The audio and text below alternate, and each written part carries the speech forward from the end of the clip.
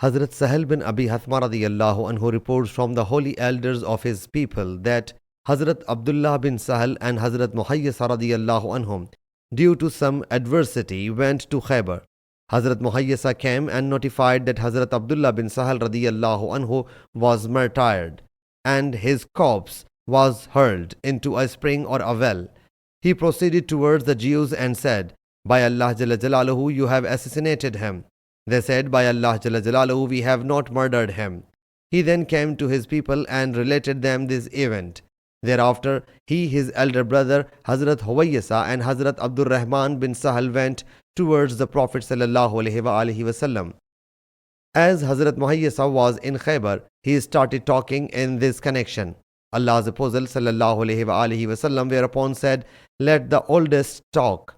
Then Hazrat Huwayyisa and Hazrat Muhayyisa started talking.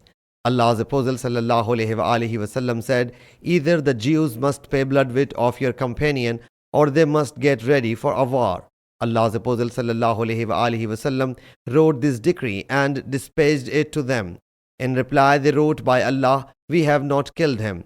Allah's Apostle ﷺ then said to Hazrat Huwayyisa, Hazrat Muhayyisa and Hazrat Abdul Rahman, "Will you take the retaliation of your companion on an oath?" They submitted, "No." He ﷺ said, "Then the Jews will take an oath to establish their innocence." They submitted, "They are not Muslims." The reporter says that Allah's Apostle ﷺ then paid the bloodwit himself.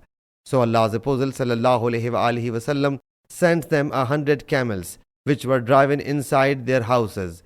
Hazrat Sahel says, "A red she camel of them kicked me." Sahih Muslim Hadees number 4325.